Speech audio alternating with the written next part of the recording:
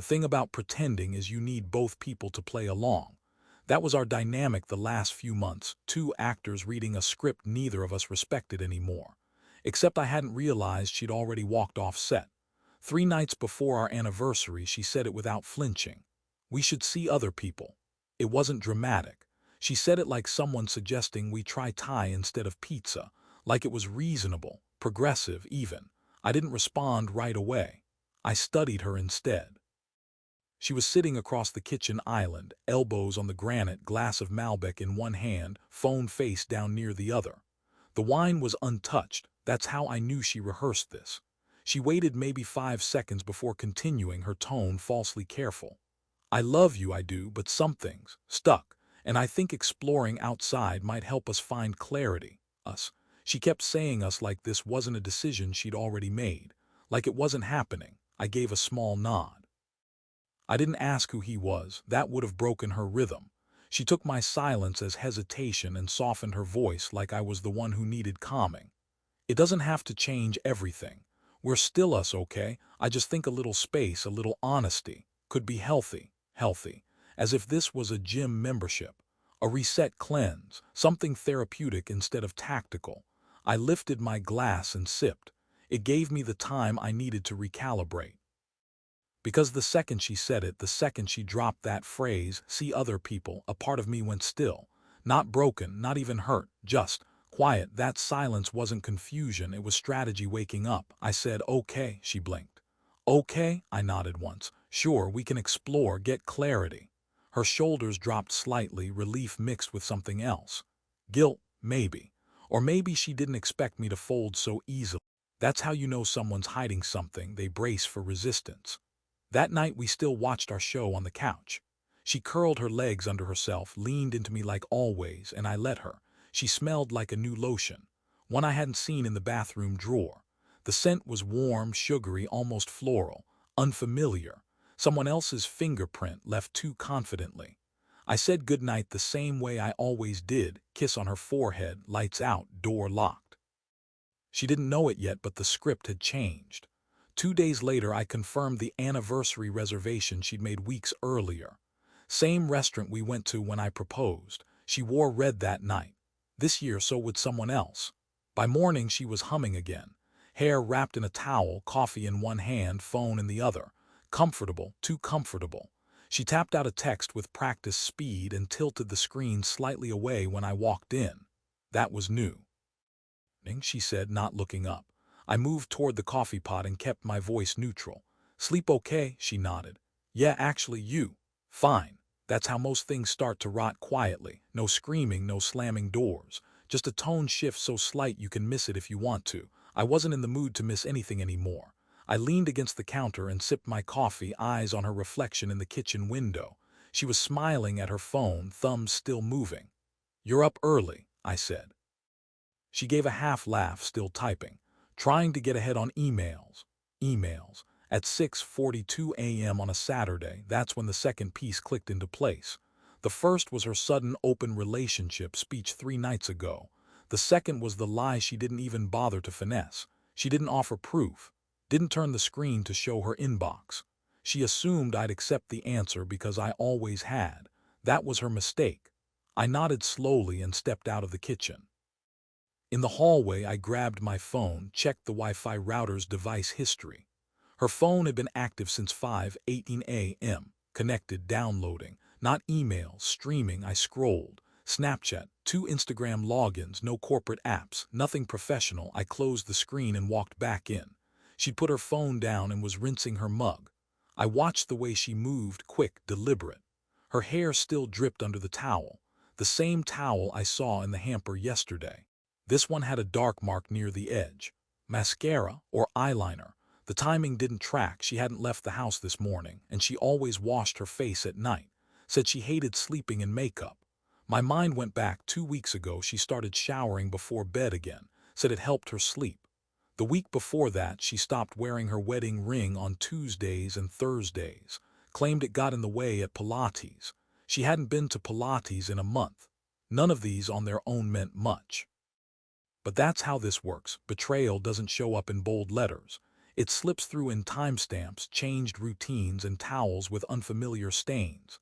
Later that afternoon, while she was at yoga, I walked into the closet and scanned her shelves. A small Victoria's Secret bag sat tucked behind her winter boots. Receipt inside, 3 items purchased, 2 tags missing. She hadn't worn anything new for me. I didn't feel rage. I felt confirmation. Confirmation that she wasn't exploring. She was already gone, and now I needed to catch up. I didn't ask questions, I watched. There's power in silence when someone expects confrontation. She thought I'd break the fourth wall and demand clarity. But the minute you demand something, you reveal what you want, and she didn't deserve to know what I wanted anymore. So I played steady. Predictable. I kissed her goodnight, texted back promptly, laughed at the same old stories. Let her think I was digesting her decision like a man processing, instead of calculating. The next morning I waited until she left for her client coffee, which I already knew wasn't on her calendar, and walked straight into her home office. She de-changed the password on her laptop. I didn't try to guess it. That would have been sloppy. I took a photo of the serial number on the bottom, opened the drawer she kept locked, and found her old iPad. She hadn't wiped it. Her iCloud account was still synced. I clicked into her messages and scrolled. The first name that caught my eye was Max, just Max. No last name, no emoji, no flair. That's how people label someone they don't want found. The thread went back months. Dinner photos, hotel lobby selfies. One voice memo she sent at 12:07 a.m. whispering, "I still smell like you." I didn't listen to the whole thing. I didn't need to. What struck me most wasn't the flirtation. It was the ease. She wasn't wrestling with guilt. She was comfortable, familiar. Like this had been happening far longer than she let herself admit. When she came home that afternoon, I was already in the garage, cleaning the shelves like it had been on my to-do list for weeks. She kissed my cheek on her way in, asked if I wanted takeout later. Thai, maybe. The irony made me smile. "Sounds good," I said. That night, I watched her unlock her phone with her thumb under the table while we ate. She never tilted it toward me. Her smile came 5 seconds after whatever she read. I asked casually, "Client follow-up?" She blinked. "Yeah, Monday prep." She didn't know I'd already checked her call logs that morning. No clients, but she had a 9-minute call with Max at 6:13 a.m., the same time she told me she was on her second lap around the neighborhood. I let it go, not because I believed her, but because I needed more. I started syncing our shared iCloud account to a clone device. Quietly in the background, every photo she took, every message she sent would begin appearing on my screen. I didn't care about catching her. I already had. This was about scale now. If she was going to treat our marriage like a sandbox, I was going to map the terrain before I dismantled it, legally, quietly, precisely. Each lie gave me leverage. Each receipt gave me precision. We were still playing house. Still brushing our teeth side by side. But in the mirror, I stopped looking at her. I looked through her. We were still kissing goodnight. That was the dissonance. The quiet, frictionless rituals continued like nothing underneath had shifted. She still wore my hoodie on cold mornings. Still sent me texts that said "thinking of you" with the right emojis. Still curled into my side during movies we weren't really watching. Except now I knew who she was texting under the blanket. And the thought she claimed was of me probably was. It wasn't the absence of love that unsettled me. It was the choreography, rehearsed, recycled, flawless on the surface. Thursday night I came home with her favorite sushi, the exact order she used to request when she was stressed: yellowtail sashimi, cucumber rolls with no rice, extra ginger. She clapped when I walked in like it was sweet. "You remembered," she said, as if I ever forgot anything about her. We ate on the couch. She had a glass of Sauvignon Blanc. I had water. She took a photo of her plate and posted it with a caption that read, "This man always knows what I need." That post got 27 likes in the first 5 minutes. One of them was Max. She didn't hide it. She didn't need to. I was playing my part too well. By Saturday morning, the silence between us felt thick, not heavy, like insulation. We weren't talking less. We were talking with more control. Measured beats. Smiles that ended half a second too soon. She asked if I wanted to go hiking that afternoon. Said she missed our nature days. I agreed. She wore the same leggings I once told her made her look incredible. I said nothing this time, just drove. We made it halfway up the trail before she stopped to take a photo, arms stretched out, head tilted slightly, sunlight over her shoulder. She didn't ask me to be in it. 10 feet down the hill, she paused to answer a text. Her smile came before the phone vibrated, a reflex. I didn't ask who it was. I already had the iCloud copy. Max again. This time, wish I was there. That view, she replied with a winking emoji and a sunset shot from our trail. That was the moment I understood I wasn't in a marriage anymore. I was in a cover story. Back home, she showered while I checked her laptop again. Still locked. I didn't need it. The iPad feed was flowing now. Photos, messages, location history. She was careful in the obvious places, texts, calls, but she forgot that Google tracks every restaurant search, every route driven, every hotel stay, even if you never book. She'd gone to the Vincent on a Tuesday, told me she was working late, spent 46 minutes inside. It was Max's favorite spot. She used to hate it. We had dinner that night like nothing had happened. She set the table. I poured the wine. We clinked glasses. To us, she said. I held the glass to my lips. Didn't drink. To us, I echoed, because the performance wasn't over yet. The first time I set up a digital record monitor, it wasn't out of paranoia. It was out of math. She said her meetings were running long, but her GPS history said she was moving east, not downtown. 20 minutes past where her clients usually met her, and returning home faster than traffic should have allowed. Either she was flying or she was covering something up, so I chose precision. I used a system meant for lost phones, not wandering wives. Quiet software, no notifications, no app icon, no trace in settings unless you knew exactly where to look. I didn't feel like snooping. I felt like a man finally documenting the truth on a story that never added up. Her habits changed once she thought I'd accepted the new arrangement. She became bolder. One day, she left for yoga in leggings and a jacket, no mat. Drove across town to a residential address with no studio in sight. Spent 73 minutes inside.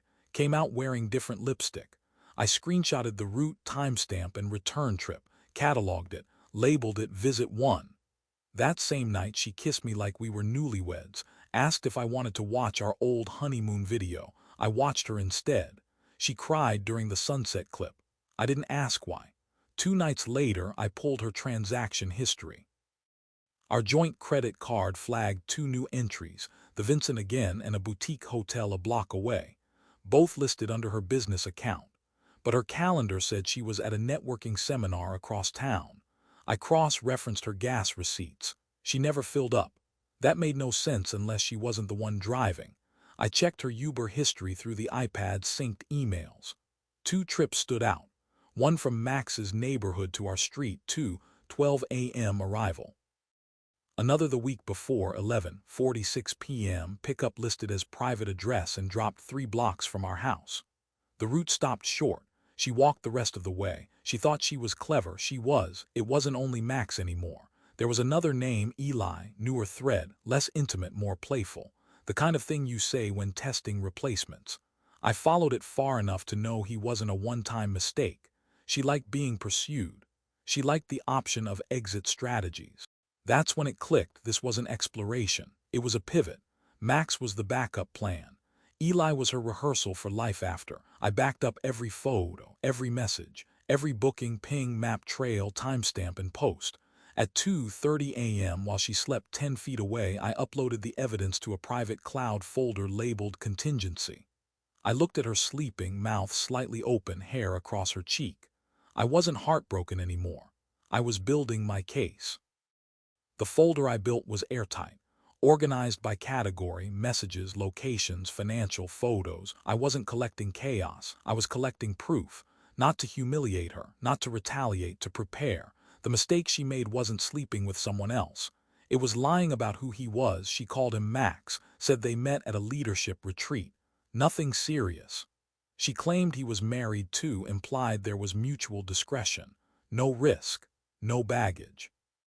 But when I ran his number through a people search, it bounced back with a familiar last name. His, not hers, Max Carlin. I'd heard the name once before. She dropped it like it meant nothing. A footnote in a story about an ex who messed her up for years. Said he crossed the line with someone else. Lied about money. Once showed up late at night, unsteady and banging on the door. That was 2 years before we met. Apparently, they stayed in touch.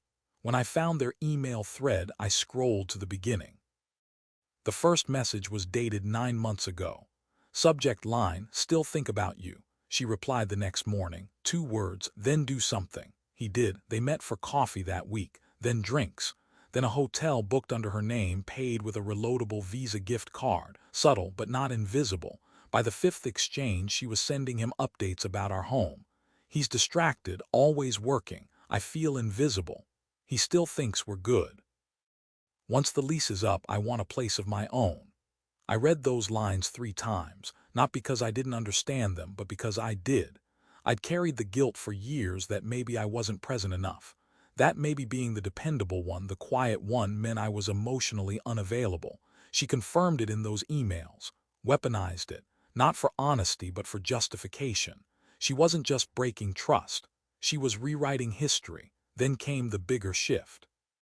Max didn't live in the city anymore. He lived 2 states away, but he'd been flying in every other week. There were receipts.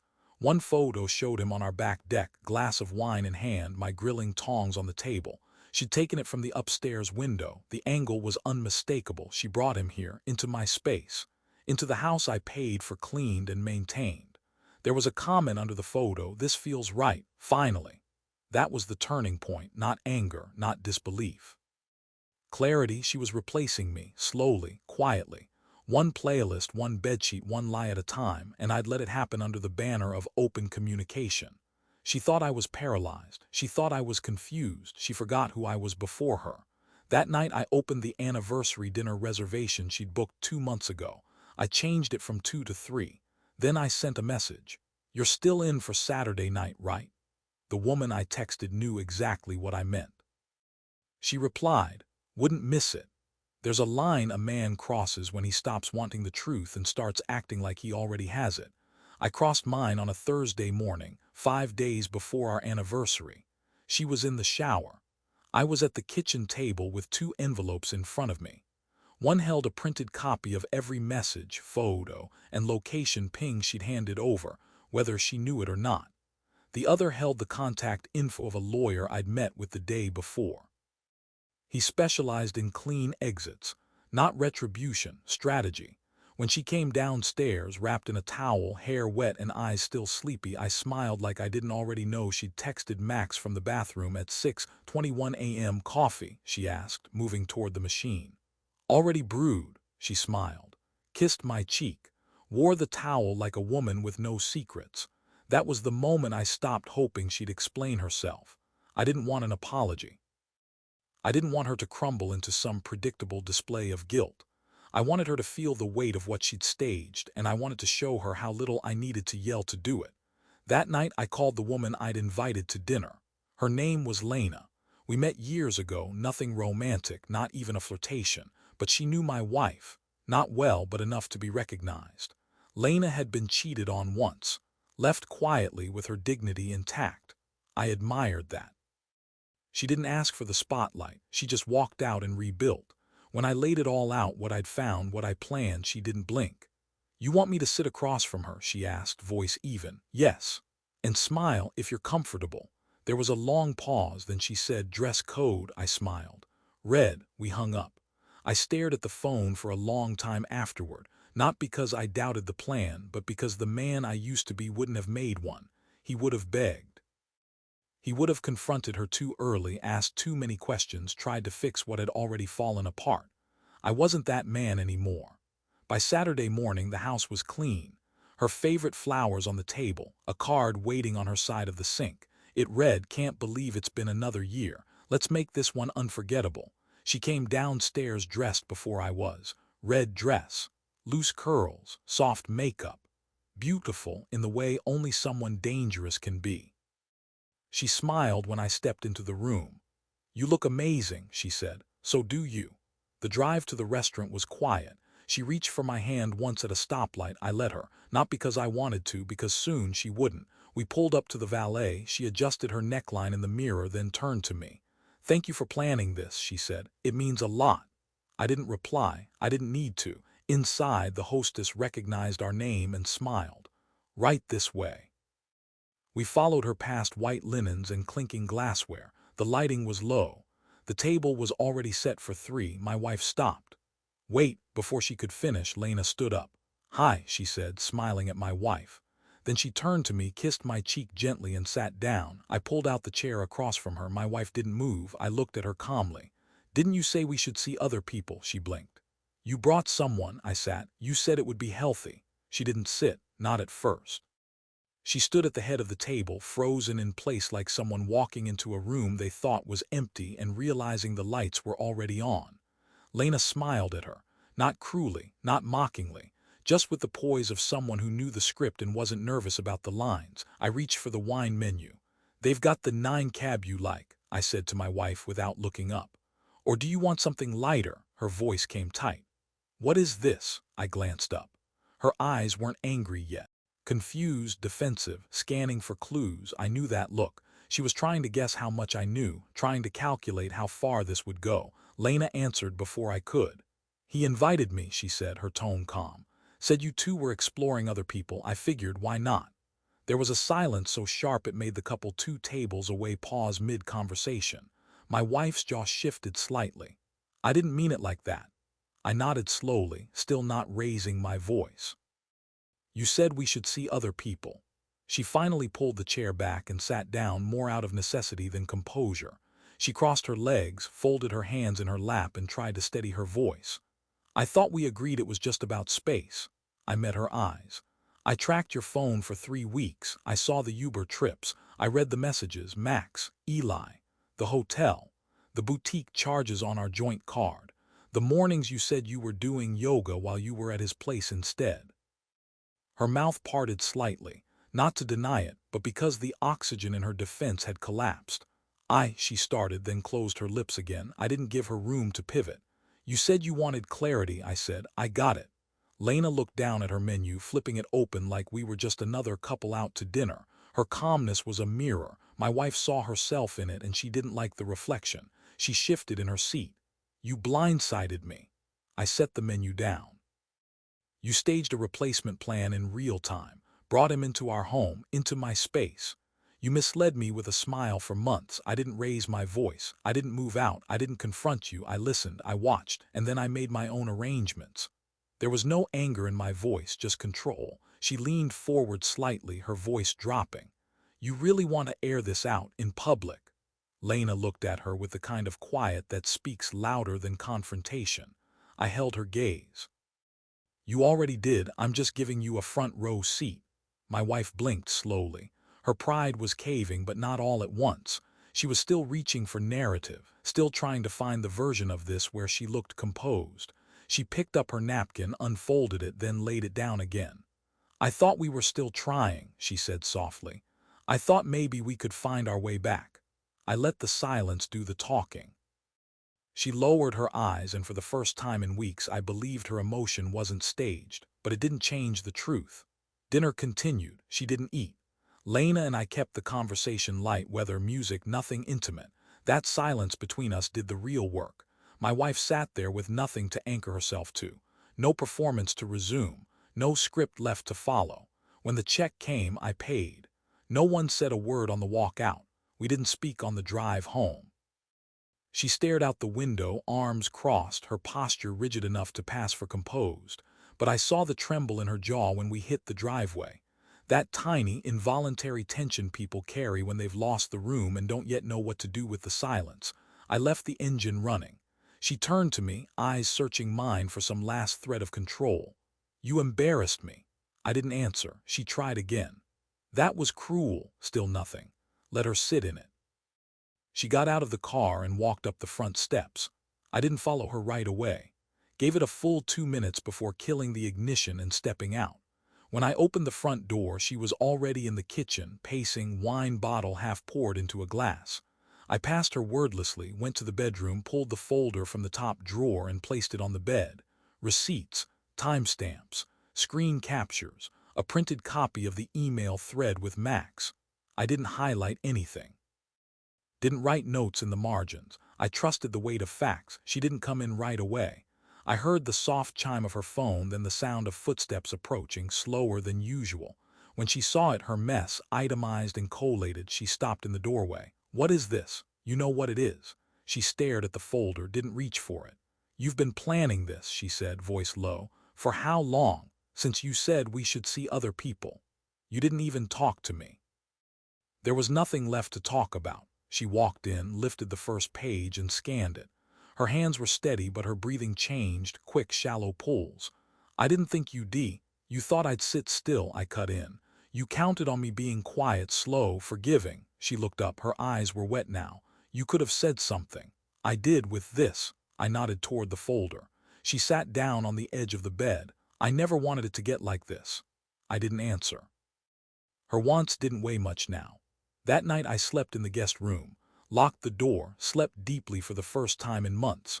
By Monday morning I'd filed paperwork, legal separation, no theatrics, no threats, just structured departure. My attorney sent the documents to her work email, verified receipt. She responded by calling me 5 times. I didn't answer. She came home early, found me boxing up the office. "You're serious?" I looked at her, then at the stack of boxes behind me. "Does it look like I'm performing?" She stepped closer. "Can we slow down, talk?" Now she wanted pace. Now she wanted dialogue. I handed her the key to the storage unit I'd already filled. "Your things are there until Friday." She didn't cry, not then. She just looked at me like someone who finally saw how far the ground had shifted. "You're really done," she said, almost to herself. I didn't confirm it, didn't need to. Later that night her key was gone from the hook. So was her coat. And the wine glass. She didn't leave a note, only silence. The lock change took less than 30 minutes. The locksmith didn't ask why. I stood at the edge of the porch while he worked. No small talk, no backstory, just a clean metallic sound of finality turning into place. When he handed me the new set of keys, I didn't feel triumphant. I felt accurate. That was the word I kept circling back to. Not angry, not relieved, just accurate. Every action aligned with the facts now. Performance was over. The house, once a shared space, was returned to truth. Mine. Her access was shut off within the hour, joint accounts frozen, shared calendar deleted, passwords reset, devices logged out, security questions changed to things she never cared to know about me. I wasn't trying to erase her. I was removing her hand from the wheel. By Friday, the storage unit showed a digital confirmation of activity. Someone had used the code I gave her. I didn't check the security feed. I didn't need to see her face in that space. That part was hers to carry now. The email from her lawyer came 2 days later. Soft tone, cooperative phrasing, no contest, agreed terms, requesting discretion. I responded with one line, "I'll sign what aligns with the evidence."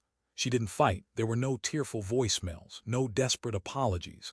Just an awkward silence threaded through 3 years of shared property, furniture, passwords, and old intentions.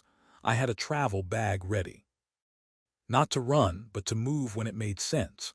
A clean set of essentials, labeled documents, copies stored in both hard drive and cloud.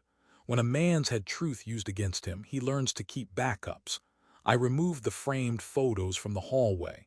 Every shot of us smiling under sunsets, at weddings, in restaurants now used as rendezvous points behind my back.